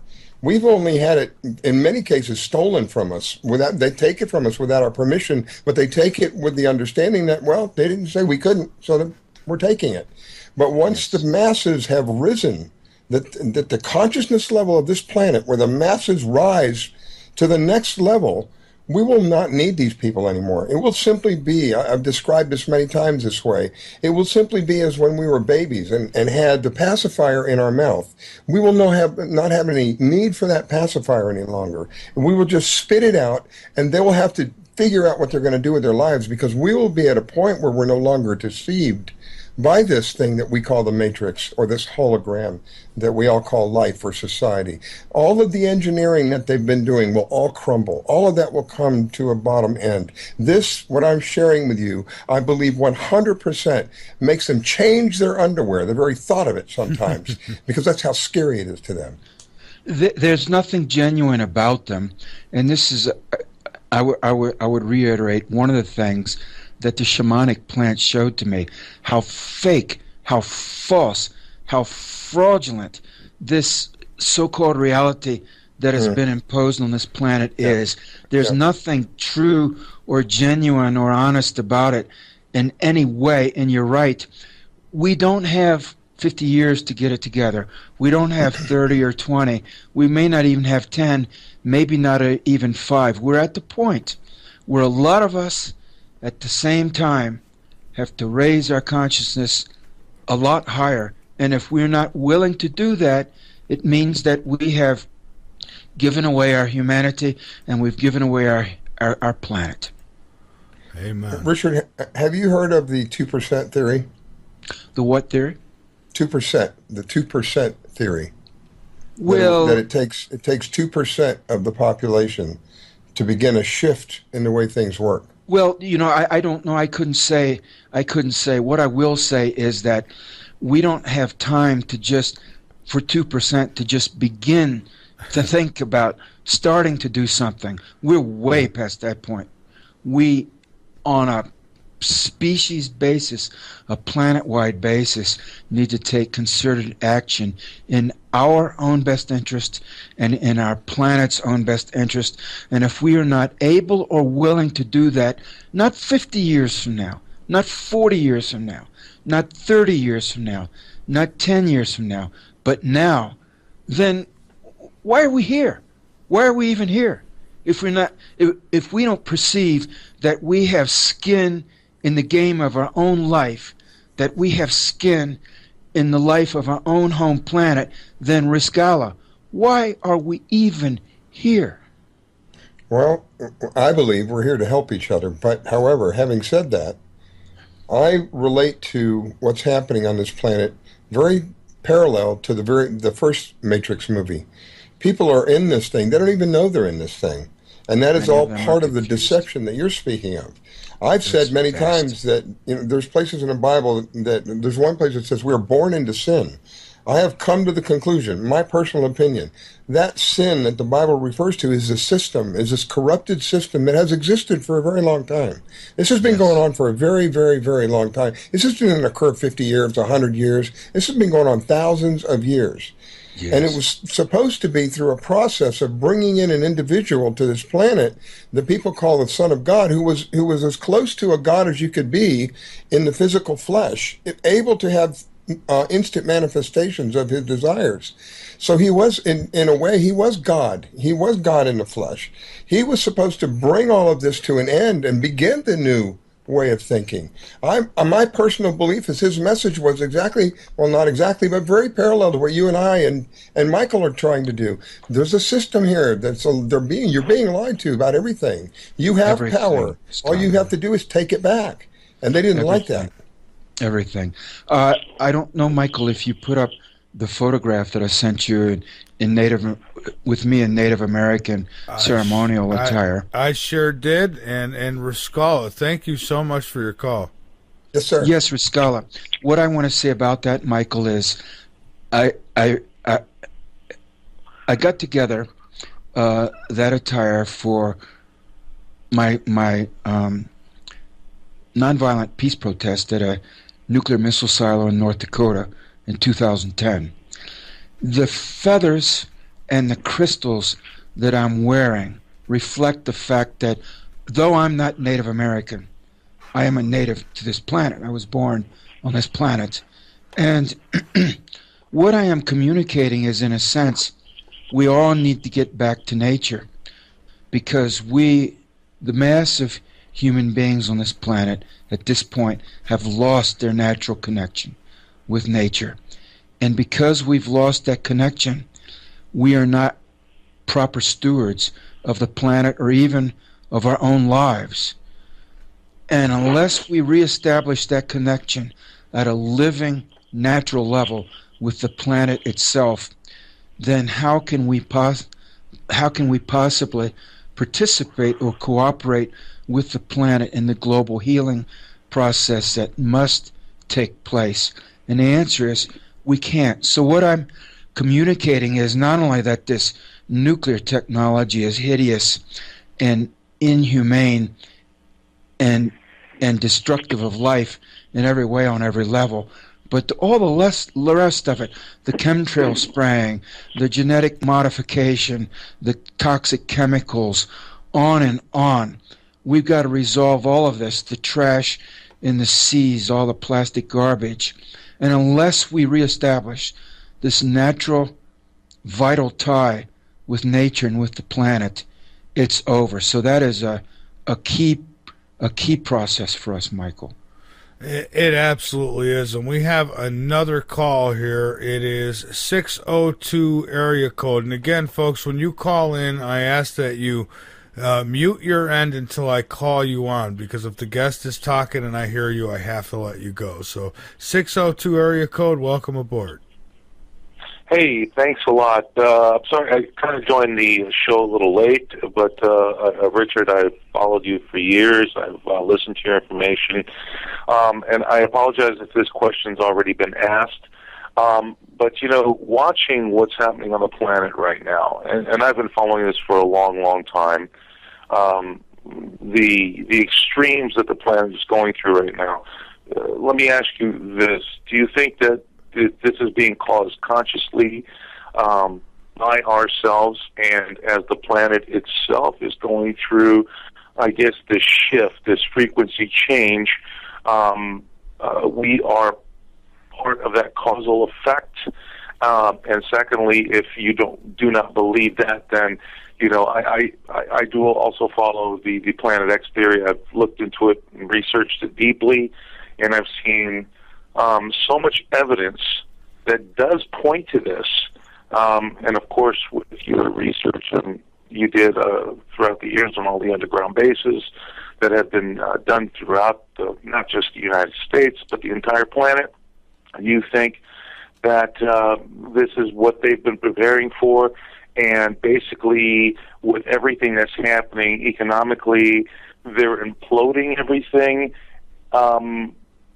to basically bring together this, you know, catastrophic physical event on the planet with the economic event. They go into their, you know, little underground caverns there, and they're all going to die anyway, in my opinion, to come out as the rulers once again to keep this process of enslavement, you know, this prison planet, keep it going in the same process. Yeah, I think there's some merit to all of the points that you've touched upon. All of that may be in play and more. As regards the interaction between the consciousness of humanity, or the unconsciousness of humanity, and the planet, yes, I believe there is a definite give and take dynamic there, and always has been, because the planet itself, the Earth, is a massively conscious and aware being, way beyond the level of awareness or ability to conceive of the average human being. But yes, the Earth itself is conscious. In the Vedic tradition, the presiding deity or demigod of the Earth is named Bhumi. And other traditions also have a conception of that. But yes, the Earth itself has a consciousness and awareness, and it is vast. And we do interact with that, most people not very consciously or very unconsciously, unfortunately. And so if the so-called dominant species on the planet is not in conscious harmony with the planet on which it resides, clearly that creates fundamental underlying issues, great fundamental underlying issues that we are grappling with now. And yes, to a great extent, those issues are of our device. This gets back to the point the Bone Lady made to me, that terrible things will happen, but they don't have to happen. It's a result of tremendous ignorance and malevolence.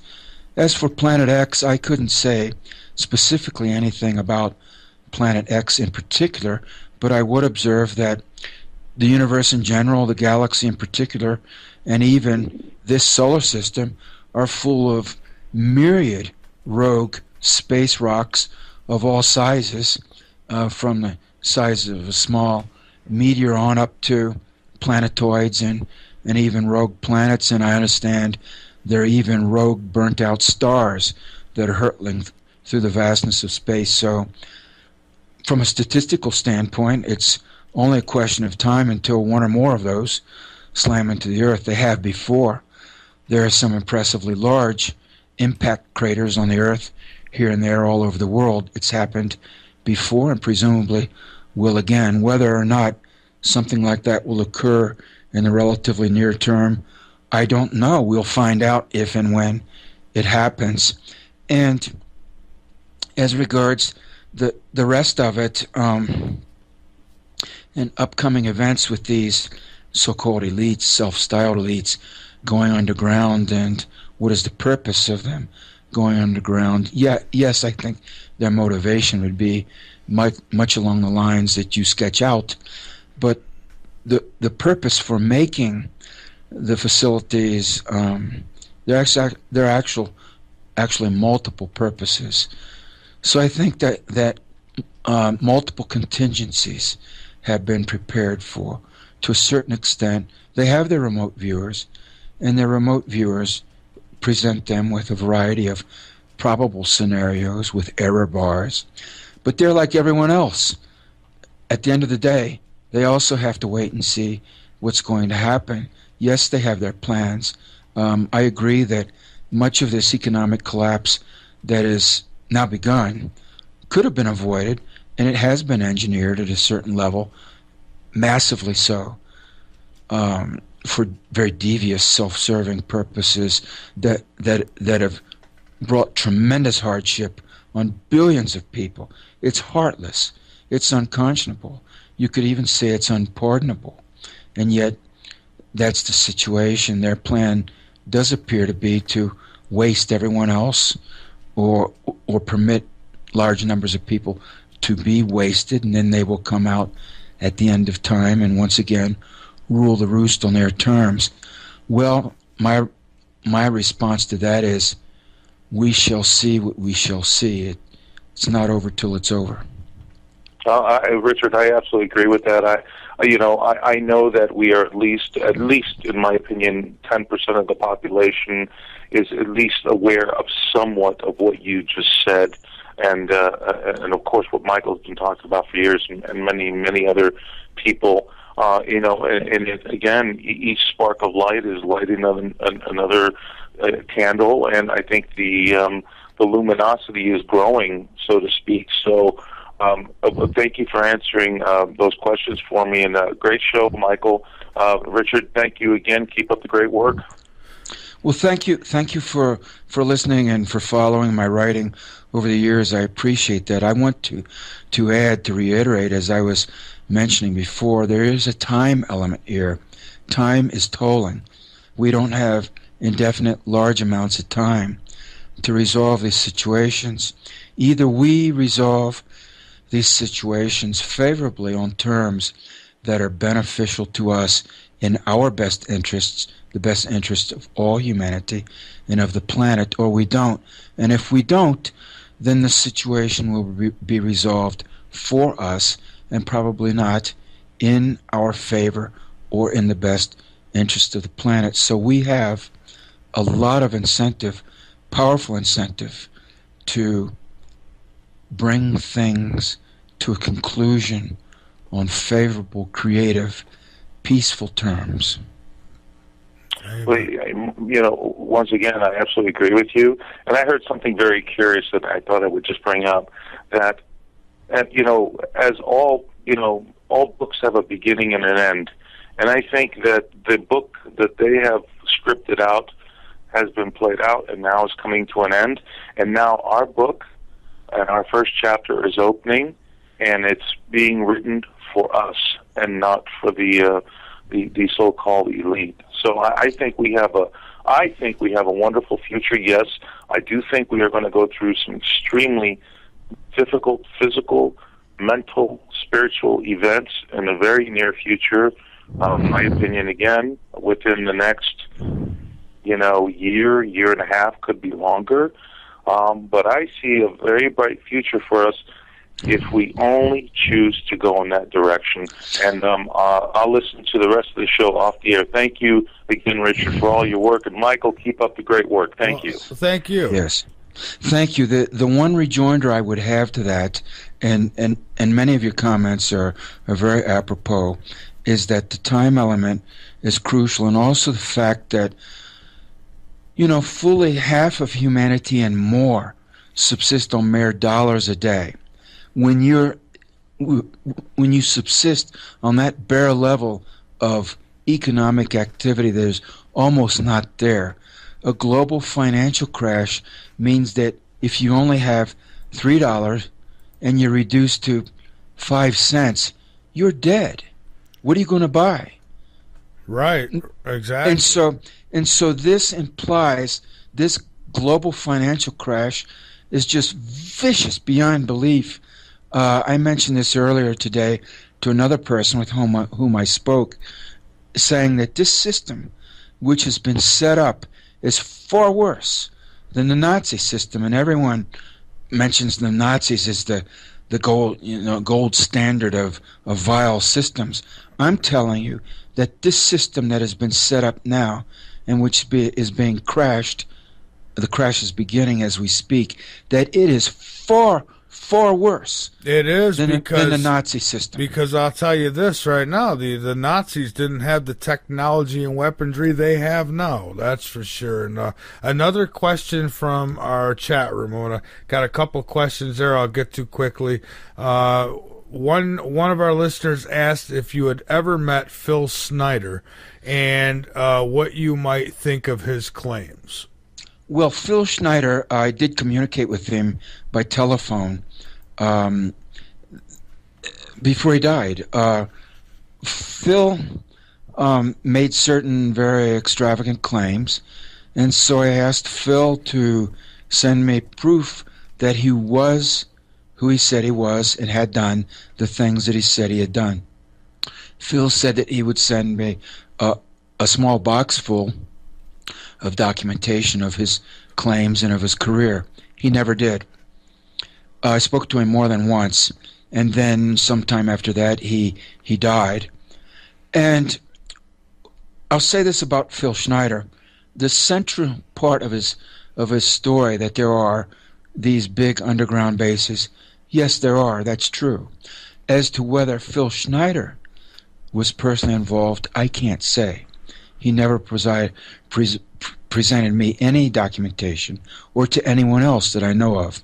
Now, he alleged that he was involved in a shootout, ray gun shootout, with purported extraterrestrial beings beneath, in a base beneath Dulce, New Mexico, or near Dulce, New Mexico, which is just south of the Colorado border. And as proof of that allegation, he showed some people that he had burns on his chest where he had allegedly been shot with an alien ray gun or a flash gun. And in response to that, I would simply say I've worked in industry. At one time, I had a job in a foundry. And I know that when you work in heavy industry, you can get injured. And one of the things that can happen is you can be burned. There are a lot of men who get burned working in industry or in the military, for example. And it doesn't mean that necessarily that they got shot by an alien ray gun. Some people also mutilate themselves to gain notoriety for whatever reason. Now, I don't know how Phil got the burns on his body, if indeed they were there. I never saw them myself, but other people allegedly have. So if he had burns on his body, I don't know how they got there. And if he did, the mere fact that there were burns on his body does not necessarily mean that he was shot by an alien ray gun. The third thing I would remark about Phil is that in his public statements, some of which have been widely circulated on the internet, he does refer to me as Richard Sauder, but my name is spelled incorrectly. It's spelled S-A-U-D-E-R. It is spelled in remarks attributed to him as S-O-U-D-E-R. He also alleges that I am a PhD architect I am not. I do have a PhD in political science, but I have never worked in the architecture field. I have no academic or professional qualification in the architecture field. I never presented to Phil Schneider that I do. And the third thing is, he alleged that I had worked on these underground basis programs. That is also false. I have not. I have researched it. I've gone to the library in a major way. I've talked to people who have been involved in some of these underground programs and construction and bases, but I personally have not been in any of these compartmentalized programs. I've never had a security clearance. So, judging by the things that Phil Schneider said about me publicly, which are demonstrably false and easily proven to be false, not the least by me, I can only wonder about other aspects of what he said. Did he also exaggerate and point blank misrepresent other aspects of what he said? You can see where I would have questions. Absolutely. And you know, I have nothing but respect for guests like yourself who will come out and say, hey, I can't prove that, so I can't say it's true. However, I will say this. We also have to respect the fact that we know how deep these alphabet agencies will go, and how when somebody maybe he was trying to get truth out. Maybe them technologies we were talking about earlier, those mind control technologies to discredit him now, maybe those were used. Maybe they, so and maybe they make sure people are dead before they do get to send things they promised to send. I'm just saying, on in the big picture. Michael, I don't know. Right. I can't say. More than I just said, I can't say. Right. I have questions about Phil Schneider. I do know that what he said about me, the things he said about me, were not true. Were demonstrably not true. And I welcome that, because I question everything and everybody, and some of my listeners appreciate me for that, and other ones bang their head on the wall because of it. I want proof. But let me finish this with Sure. this about Phil. The central part of what he was saying, that there are these underground bases, and a lot of them, yes, there are. As far as that goes, that's factually true. I see. Okay, and let's go to our next question. Let's see here. We've got I don't know. Oh, okay, here it is.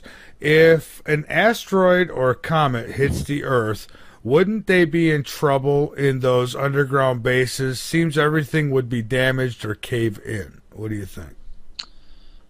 Well, it all depends. If they were at the location where a big asteroid actually smacked into the Earth, I think they would be vaporized in about 1,000th of a second.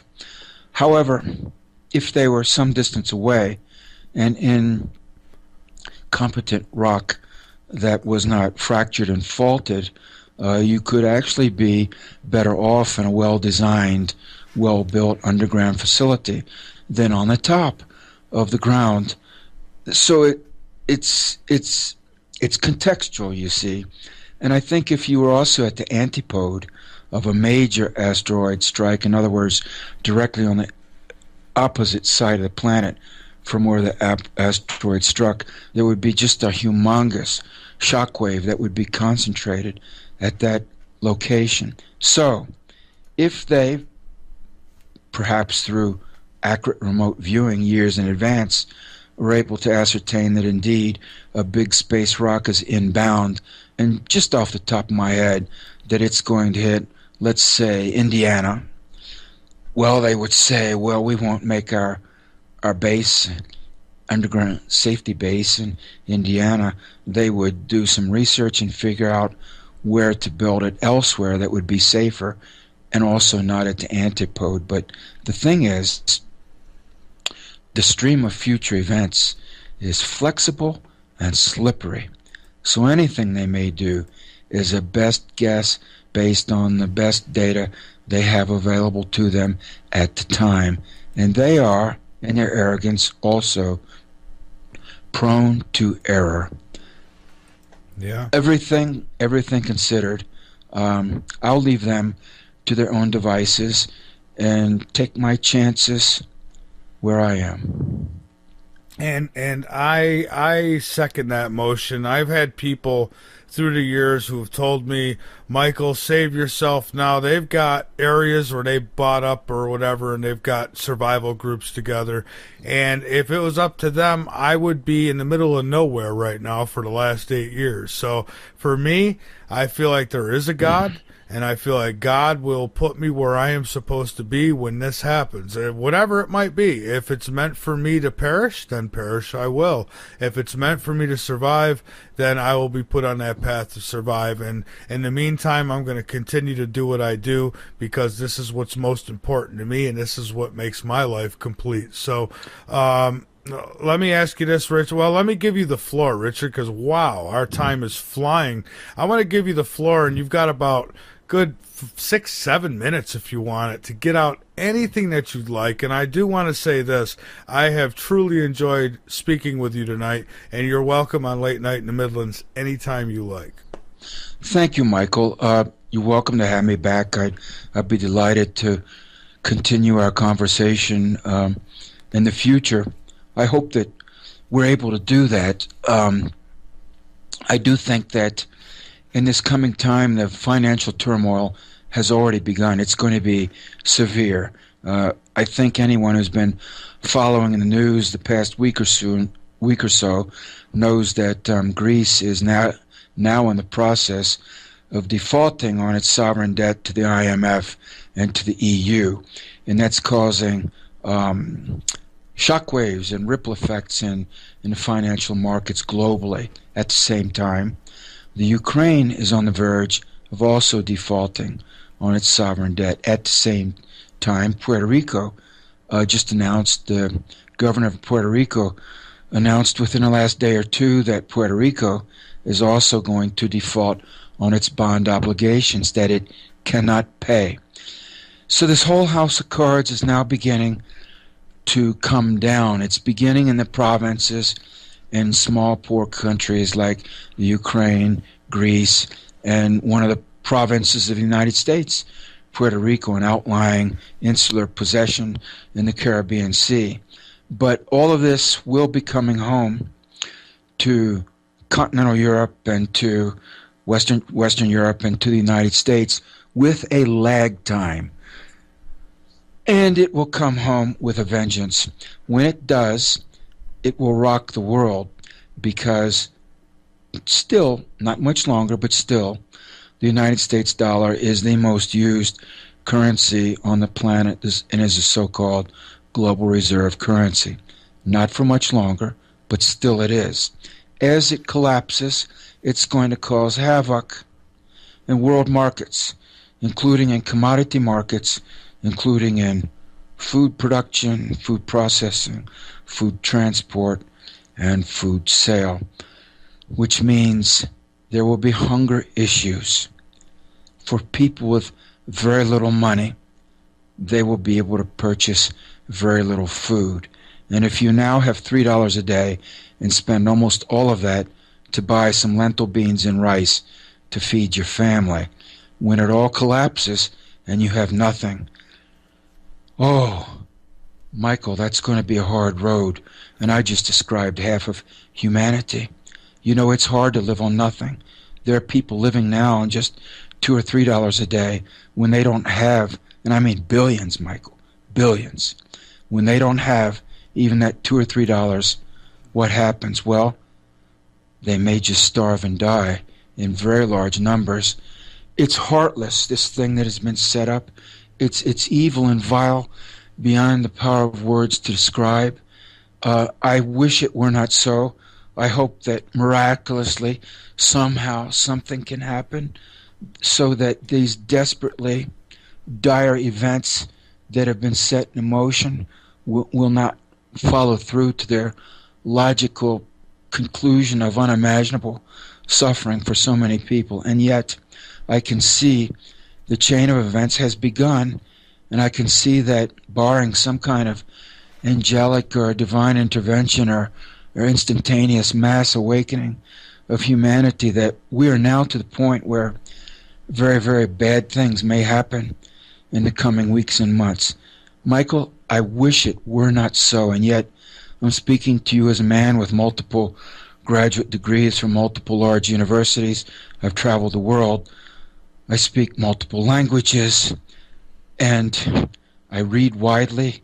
I talk to a lot of people, and my considered conclusion at this point is we are in deep trouble. We are deep in the weeds, and I don't see how we get out of it without terrible events transpiring. I hope that nuclear war can be avoided, but you know, the power structure in the United States is very heavily nuclear armed. Yeah. Their power base depends on the global acceptance of the American dollar, which is now dying. As of this weekend, it's getting weaker and weaker all the time. The danger is that the American power structure, this 1% or fraction of 1%, will endeavor to maintain their predominant global position by military force. And being that the American army can't even conquer Afghanistan in the field, if they set out to maintain their position of global primacy by military means, it will not be via a World War I or World War II infantry-style war. They will go to nukes to try to do that. And if they do, it will be a very bad hair day for the human race and the planet. To say the least, it certainly will. Well, Richard, I really mean it when I say you are amongst my favorite guests now, and I would love to have you back for updates as we go through this thing we called life, and I thank you so much for joining us here tonight. This show will rerun on the L&M Radio Network in the morning. It'll also be on the Dark Matter Radio Network as well, and several other AM and FM stations such as K98 Talk and High Point Radio, the top of New Jersey. And they actually cover 3 states on FM and AM. So thank you so much. I've really enjoyed this, and you're very brave to come out and talk about these things. Thank you. Well, thank you, Michael. Thank you for having me on. And if people want to check out my blog, it's eventhorizonChronicle.blogspot.com. That's eventhorizonChronicle.blogspot.com. And they can click on my book covers right there on my blog and go through to the order page. All right, sounds good, my friend. And when this show is up tomorrow, I'll send you a link to it. And you're welcome to put it up on your website if you like, or whatever you want to do with it, just so you have it. I appreciate it, Michael. Have a good evening. All right, you too, my friend. Good night now. Thank you. All right, everybody, there you have it. Richard Saunders